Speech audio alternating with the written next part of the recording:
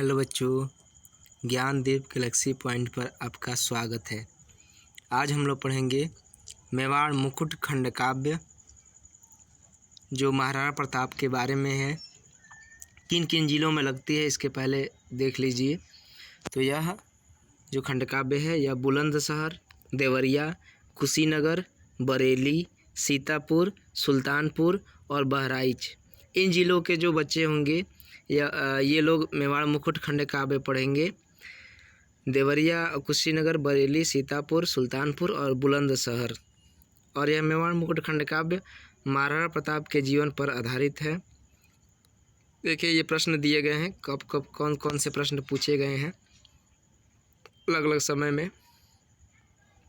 ये सारे प्रश्न हैं, अलग अलग सन में अलग अलग आया हुआ है प्रश्न। देख लीजिए, आप इस प्रश्नों को भी देख लीजिए। इस तरह से प्रश्न आपके पूछ सकते हैं एग्जाम में। यहाँ से उत्तर शुरू हो जाता है। तो अगर आपसे कोई भी सर्ग पूछता है तो सबसे पहले आपको परिचय लिखना है। परिचय यहाँ दिया हुआ है, ये जो यहाँ से यहाँ तक दिया है पूरा ऊपर की तरफ, ये परिचय आपको लिखना है सबसे पहले। उसके बाद ही कोई सर्ग लिखना है। अगर कोई भी सर्ग आपसे पूछता है तो पहले सबसे पहले आपको परिचय लिखना है। परिचय में क्या लिखना है ऊपर दिया हुआ है, देख लीजिए। दिया है गंगा रत्न पांडे द्वारा रचित मेवाड़ मुकुट खंड काव्य में महाराणा प्रताप के त्याग, शौर्य, साहस एवं बलिदानपूर्ण जीवन के एक मार्मिक कालखंड का चित्रण है। अर्थात यह जो खंड काव्य है गंगा रत्न पांडे के द्वारा रचित है और इस खंड काव्य में महाराणा प्रताप के त्याग, शौर्य, साहस का दिखाया गया है, चित्रण किया गया है इस खंड काव्य में। आगे क्या लिखा हुआ है? स्वतंत्रता प्रेमी प्रताप दिल्लीश्वर अकबर से, यानी अकबर से युद्ध में पराजित होकर अरावली के जंगल में भटकते फिरते हैं। यानी अकबर और महाराणा प्रताप के बीच युद्ध होता है, जिसमें महाराणा प्रताप युद्ध हार जाते हैं और वह अरावली पर्वत श्रृंखला में चले जाते हैं। यहीं से काव्य का प्रारंभ होता है और यहीं से इस खंड काव्य का प्रारंभ माना जाता है। प्रस्तुत काव्य की कथावस्तु 7 सर्गों में विभाजित है। ये जो पूरा खंड काव्य है आपको 7 सर्गों में मिलेगा पढ़ने के लिए। 7 सर्गों मतलब 7 भागों में आपको मिलेगा पढ़ने के लिए। 7 सर्ग रहेंगे, जिसमें आपको अलग अलग एक एक सर्ग में अलग अलग कहानियाँ पढ़नी है। इसमें क्या क्या दिया हुआ है, तो चलिए शुरू करते हैं। पहला सर्ग, पहला सर्ग इसको अरावली सर्ग के नाम से भी जाना जाता है, ये भी याद रखिएगा आप लोग। पहला सर्ग में दिया है, अरावली सर्ग की रचना पूर्व पीठिका के रूप में की गई है। हल्दी घाटी के मैदान में बड़ी वीरता से युद्ध करने के बाद भी महाराणा प्रताप की सेना पराजित हो जाती है।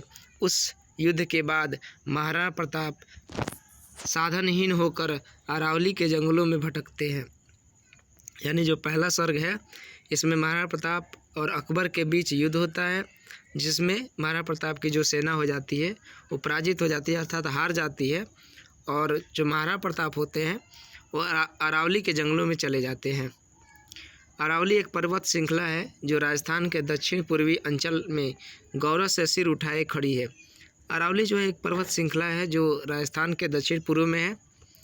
महाराणा प्रताप शत्रु की कन्या दौलत को अपनी शरण में रख उससे पुत्रीवत व्यवहार करता है। महाराणा प्रताप जो होते हैं शत्रु पक्ष की एक कन्या होती है, जिसका नाम क्या बताया गया? दौलत बताया गया है। दौलत को अपनी शरण में रख लेते हैं और उसे अपने पुत्री के समान व्यवहार करते हैं। उनकी पत्नी लक्ष्मी अपने पुत्र को गोद में लिए वनवासिनी सीता के समान एक वृक्ष के नीचे बैठी है। अरावली स्वयं स्वतंत्रता के उपासक इस प्रताप की रक्षा में संलग्न है। यानी उनकी जो पत्नी थी, महाराणा प्रताप की पत्नी, जिनका नाम क्या था? लक्ष्मी था, अपने पुत्र को लेकर के उसी अरावली पर्वत श्रृंखला में बैठी हुई हैं। यहीं तक प्रथम सर्ग है। उसके बाद से द्वितीय सर्ग आ जाता है। द्वितीय सर्ग यहाँ से शुरू होता है। द्वितीय सर्ग में क्या दिया है? द्वितीय सर्ग का नामकरण महाराणा प्रताप की पत्नी लक्ष्मी के नाम पर हुआ है। इस सर्ग में उसी का चरित्र चरित्र अंकित हुआ है। रानी लक्ष्मी ने वैभव के दिन देखे हैं और अब उसे निर्धनता का जीवन व्यतीत करना पड़ रहा है। यानी जो दूसरा सर्ग है इसमें महाराणा प्रताप की पत्नी लक्ष्मी के बारे में बताया गया है। लेकिन सच्ची भारतीय पत्नी और वीर छत्राणी के रूप में उसे अपने कष्टों की चिंता नहीं है। वह कंद मूल फल खाकर व पृथ्वी पर सोकर धैर्यपूर्वक अपने दिन गुजार देती है। उसके हृदय में उथल पुथल मची हुई है। अपने बच्चे की दयनीय दशा देखकर वह कभी कभी धीरज खो बैठती है। वह सोचती है कि राणा ने स्वतंत्रता नहीं बेची, इसलिए दुख मिल रहा है। वह उत्साहित होकर कह उठती है, हमको नहीं डुबा पाएगा यह कष्टों का सागर। और उसी समय उसके बाद क्या होता है, तभी राणा कुटी के बाहर आकर रानी के जागते रहने का कारण पूछते हैं। रानी की मनोदशा समझकर राणा प्रताप सजल नेत्र हो जाते हैं। सजल नेत्र मतलब उनकी आंखों में आंसू भर जाते हैं। और यहीं पर दूसरे सर्ग की समाप्ति हो जाती है। तो आप लोगों से पूछेगा प्रथम सर्ग तो आप इतना लिख सकते हैं यहाँ से यहाँ लेकर के, और द्वितीय सर्ग पूछेगा तो आप इसको लिख सकते हैं। ऐसे आपसे प्रश्न पूछ सकता है कि प्रथम सर्ग का वर्णन कीजिए, मेवाड़ मुकुट खंड काव्य के प्रथम सर्ग का वर्णन कीजिए, तो आप ये वाला लिख लीजिएगा। अगर प्रश्न पूछता है मेवाड़ मुकुट खंड काव्य के द्वितीय सर्ग का वर्णन कीजिए तो आप ये वाला लिख लीजिएगा। उसके बाद से आता है तृतीय सर्ग। तृतीय सर्ग का नामकरण काव्य के नाम पर हुआ है। इसमें प्रताप के अंतर्द्वंद का चित्रण है। यानी यह जो तृतीय सर्ग है इसको प्रताप सर्ग के नाम से भी जाना जाता है। राणा प्रताप के सामने मेवाड़ की मुक्ति की विकराल समस्या है। तीसरा सर्ग में दिखाया गया है महाराणा प्रताप को वे अपने भाई शक्ति सिंह के विश्वासघात से आहत हैं। उनका जो भाई शक्ति सिंह होता है वह इनसे विश्वासघात करता है और जाकर के अकबर से मिल जाता है, जिससे जो महाराणा प्रताप होते हैं वो बहुत दुखित होते हैं और उसके अकबर से मिल जाने का उन्हें दुख भी है। यह सोचकर भी उनका उत्साह कम नहीं होता है। वे जानते हैं कि जब उसकी आत्मा धिकारेगी तो वह अवश्य ही लौटकर वापस आएगा। वे मन ही मन प्रतिज्ञा करते हैं कि वे मेवाड़ को स्वतंत्र कराने के लिए अपने प्राण तक दे देंगे।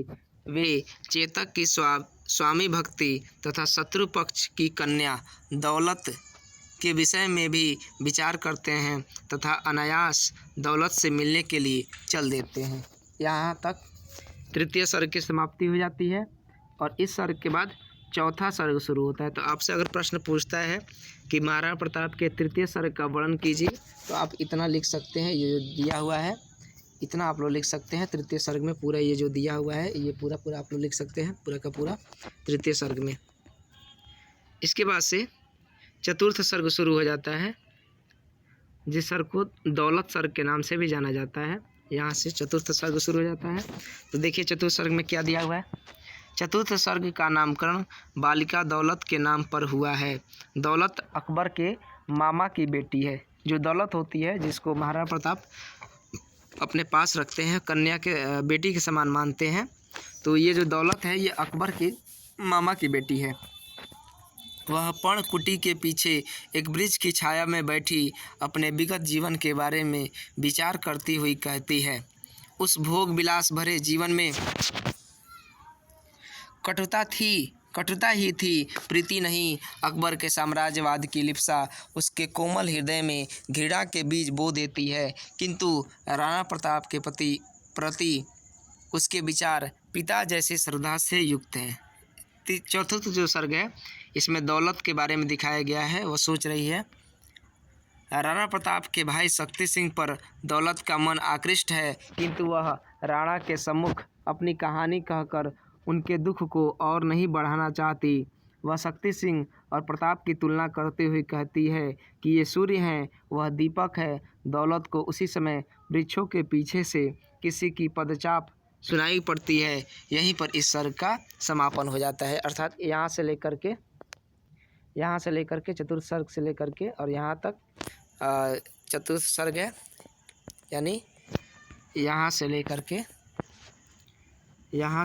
के और इसके नीचे तक यहाँ जो दिया हुआ है यहाँ तक चतुर्थ सर्ग आपका समाप्त हो जाता है। अगर आपसे प्रश्न पूछता है कि मेवाड़ मुकुट खंड काव्य के चतुर्थ सर्ग का वर्णन कीजिए तो यहाँ ये वाला आप लिख सकते हैं।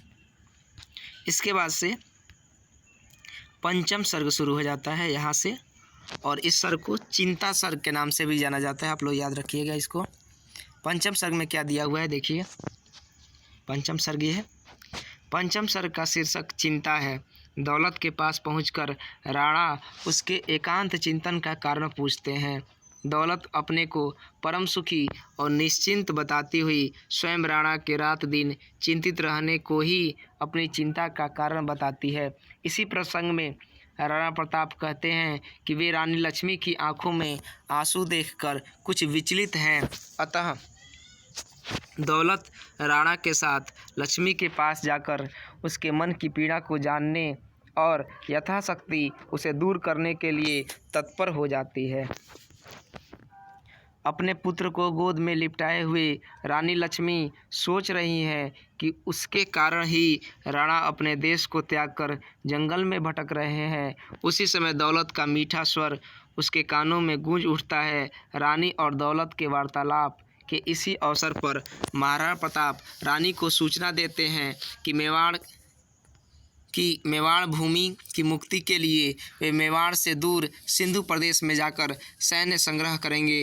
राणा के इस निश्चय को सुनकर लक्ष्मी में चेतना दौड़ पड़ती है। वह भी मेवाड़ की स्वाधीनता हेतु अपना सर्वस्व न्यौछावर करने के लिए तत्पर हो जाती है। यहाँ पांचवें सर्ग की समाप्ति हो जाती है यहाँ पर, और इसके बाद से शुरू हो जाता है छठा सर्ग, यानी छठवां सर्ग शुरू हो जाता है यहाँ से, और यहाँ से लेकर के यहाँ तक छठवां सर्ग है। छठे सर्ग में क्या दिखाया गया? छठे सर्ग का शीर्षक पृथ्वीराज सर्ग है, यानी छठे सर्ग को हम लोग पृथ्वीराज सर्ग के नाम से भी जानते हैं। क्षितिज में अरुणाभा फैल जाने पर राणा सभी को यात्रा के लिए तैयार कर देते हैं। उसी समय एक अनुचर अकबर के दरबारी कवि पृथ्वीराज का पत्र लाकर राणा को देता है। वे पत्र पढ़कर पृथ्वीराज से मिलने जाते हैं। पृथ्वीराज अपने जैसे अन्य राजपूत नरेशों के स्वार्थपूर्ण व्यवहार पर दुख प्रकट करते हुए कहते हैं कि उन्होंने अपनी राजपूती मर्यादा को भूलकर अकबर का साथ दिया था। अब हम अकबर से प्रतिशोध लेकर मेवाड़ को पुनः प्राप्त करेंगे।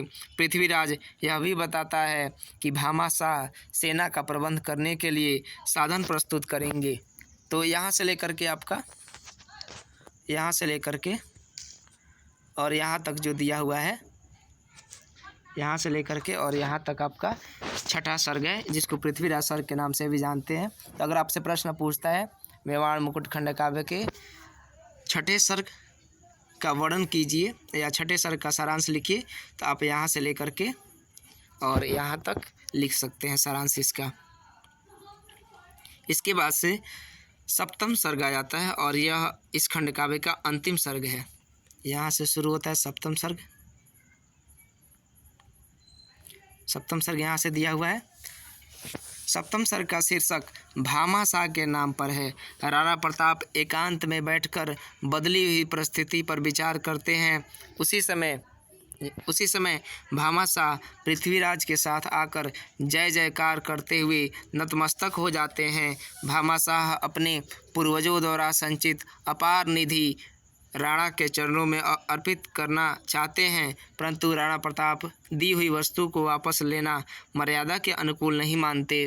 प्रताप का यह वचन सुनकर भामाशाह कहता है कि क्या यह प्रत्येक नागरिक का पावन कर्तव्य नहीं है कि वह देश के लिए अपना सब कुछ न्यौछावर कर दे। भामाशाह के इस विनयपूर्ण अकाट्य तर्क को राणा प्रताप अस्वीकार नहीं कर पाते और भामाशाह को गले से लगा लेते हैं। यही मेवाड़ मुकुट खंड काव्य की समाप्ति हो जाती है, अर्थात यहीं पर मेवाड़ मुकुट खंड काव्य की समाप्ति हो जाती है। तो ये जो मेवाड़ मुकुट खंड काव्य है इसी 7 सर्गों में बटा हुआ है। यहाँ से देखिए, यहाँ से सर्ग है इसका, शुरू से जो हम लोग पढ़े हैं। ये अरावली प्रथम सर्ग है, और ये लक्ष्मी द्वितीय सर्ग है, और ये प्रताप तृतीय सर्ग है, दौलत चतुर्थ सर्ग है, और ये चिंता पंचम सर्ग है, और पृथ्वीराज छठा सर्ग है, षष्ठम सर्ग जिसको बोला जाता है, और ये भामाशाह सप्तम सर्ग है। तो हमने अपने आपको सारी सर्गें बता दी। अगर इनमें से कोई भी प्रश्न पूछता है आपसे, प्रथम द्वितीय तृतीय कोई भी सर्ग पूछता है, तो सबसे पहले आप लोग इस पर्चे को लिखेंगे।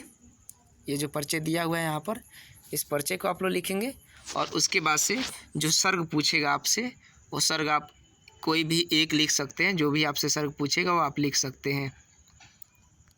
धन्यवाद। ऐसे ही वीडियो के लिए हमारे चैनल को सब्सक्राइब करें।